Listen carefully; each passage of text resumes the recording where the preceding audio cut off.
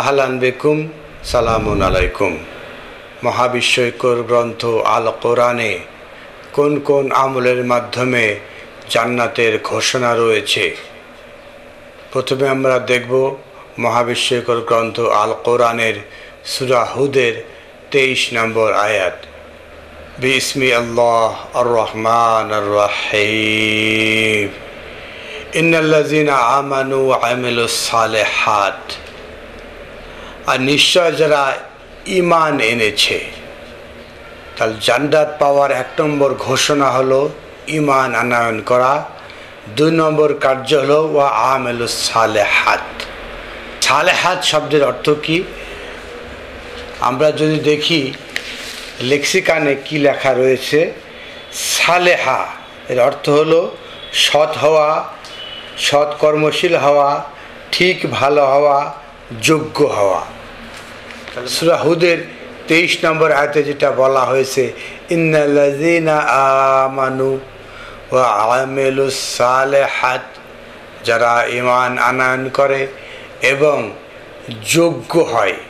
কিসে যোগ্য হয়? আমলে যোগ্য হয়, ইসলাহ করে, সংশোধন করে, সংস্কার করে। আমলে যোগ্য হতে হবে। কিসের আমলে? ঈমান আনয়নের আমলে এবং আমল করতে যোগ্য হওয়া। 2টা কর্ম রয়েছে।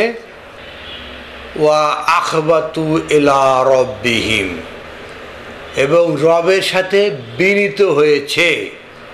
উলাইকা আসহাবুল জান্নাহ, আর এরাই হলো জান্নাতের অধিবাসী। আলহামদুলিল্লাহ। হুম ফিহা খালিদুন, সেখানে তারা চিরস্থায়ীভাবে থাকবে। এই যে আমরা জানলাম যে কিভাবে জান্নাতের ঘোষণা মহাবিশ্বকর গ্রন্থ আল কোরআনে রয়েছে।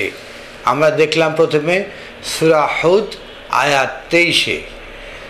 মহাবিশ্বকর গ্রন্থ আল কোরআনে সালেহ এই শব্দটা এসছে 180 বার 8টা ফর্মে বা 8টা ডিরাইভসে। 8টা ডিরাইভসে যদি 180 বার থাকে, তাহলে কিভাবে আমরা এই আমলটাকে এড়িয়ে যেতে পারি? সেটা যারা আমল সালেহ করবে, 22 বার রয়েছে জান্নাতের ঘোষণা।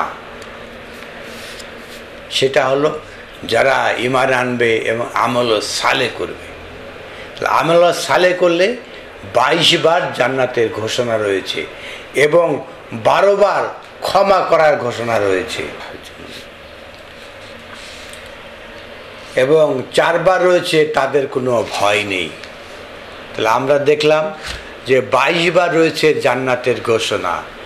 আমরা বলেছি শুধুমাত্র 23 নম্বর আয়াত পাঠ করব, সূরা রদ আয়াত নম্বর 23। জান্নাতেন আদন ইয়াদখুলুনাহা ওয়া মান সালাহা মিন আবাইহিম ওয়া আজওয়াজিহিম ওয়া যুররিয়াতিহিম। এই 3 স্তরের লোকদেরকে যারা যোগ্য করেছে তাদের জন্য জান্নাত। ওয়াল মালাইকাতু ইয়াদখুলুনা আলাইহিম মিন কুল্লি বাবিন, তাদের জন্য মালাকগণ জান্নাতের দরজাগুলো খুলে রাখবেন। এর পরের আয়াত সূরা ইব্রাহিমের 23 নম্বর আয়াত, সেখানে বলা হয়েছে ওয়া উদখিলাল্লাযীনা আমানু ওয়া আমিলুস সালিহাত জান্নাতিন তাজরি মিন তাহতিহা আল আনহারু খালিদিনা ফিহা বিইজনি রাব্বিহিম তাহিয়াতুহুম ফিহা সালামুন। উদখিলাল্লাযীনা আমানু, তাদেরকে প্রবিষ্ট করানো হবে আমিলুস সালিহাত, যারা ঈমান আনয়ন করেছে এবং যারা যোগ্য হয়েছে তাদেরকে প্রবিষ্ট করানো হবে জান্নাতিন তাজরি মিন তাহতিহা আল আনহার, সেই জান্নাতে যার নিচে দিয়ে স্রোতস্বিনী প্রবাহিত। খালিদিনা ফিহা, সেটা হলো চিরস্থায়ীভাবে থাকার আবাস। বিইজনি রাব্বিহিম, সেই রবের অনুমতি ক্রমে।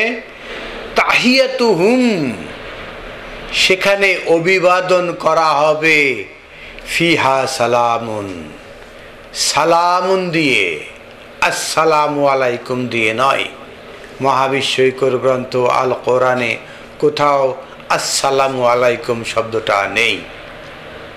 মহাবিশ্বকর গ্রন্থ আল কোরআনের সূরা হজের 23 নম্বর আয়াতে বলা হয়েছে, ইন্নাল্লাযীনা ইয়াদখুলুল্লাযীনা আমানু ওয়া আমিলুস সালিহাত জান্নাতিন তাজরি মিন তাহতিহা আল আনহার ইউহাল্লুনা ফিহা মিন আসাওয়ির মিনাজ যাহাবি ওয়াল লুলুয়া ওয়া লিবাসুহুম ফিহা হারির। ইন্নাল্লাহা ইয়াদখুলু আল্লাযীনা আমানু, নিশ্চয় তারাই জান্নাতে প্রবিষ্ট হবে যারা ঈমান এনেছে, ওয়া আমালুস সালেহাত, যারা আমল করতে যোগ্য হয়েছে। আমাদের দেশে আমরা দেখতে পাই আমলে যোগ্য নয়, তারা সালাত করে, সালাতে কি বলা হয়েছে জানে না, তারা সিয়াম করে, কিভাবে সিয়াম করতে হয় জানে না, তারা হজ করে, ওই হজের কিছু গাইড পড়ে থাকে, আল কোরআন পড়ে না। এইভাবে তারা একে একে আমল করে, এই আমলগুলো তারা যোগ্য হয় না। তাহলে ইন্নাল্লাহা ইউদখিলু আল্লাযিনা আমানু, নিশ্চয় তাদেরকে জান্নাতে প্রবিষ্ট করা হবে যারা ঈমান আনয়ন করেছে, ওয়া আমিলুস সালেহাত, এবং আমলে যারা যোগ্য হয়েছে। জান্নাতিন তাজরি মিন তাহতিহা আল আনহার, তারাই জান্নাতে প্রবেশ করবে, তার তলদেশে স্রোতস্বিনী প্রবাহিত, নহর প্রবাহিত। ইউহাল্লুনা ফিহা মিন আসাউইর মিন যাহাবে ওয়াল লুলু, এই জান্নাতকে অলঙ্কৃত করা হয়েছে মুক্তা এবং রূপা দিয়ে। আলহামদুলিল্লাহ। ওয়া লিবাসুহুম ফিহা হারির, আর সেখানকার পরিধেয় হবে হারির, সিল্ক, রেশম। মহাবিশ্বকর গ্রন্থ আল কোরআনে আমরা 4টা সূরার 23 নম্বর আয়াতগুলো দেখলাম, সেখানে জান্নাতের ঘোষণা রয়েছে যারা ঈমান আনবে এবং যারা যোগ্য হিসেবে গড়ে তুলবে তাদের জন্য রয়েছে জান্নাত। আসুন আমরা পর্যায়ক্রমে জান্নাতের কিভাবে যোগ্যতা অর্জন করতে হয়, কাদের জন্য জান্নাতের ঘোষণা রয়েছে দেখব পরবর্তী পর্বগুলোতে। আলহামদুলিল্লাহি রব্বিল আলামিন।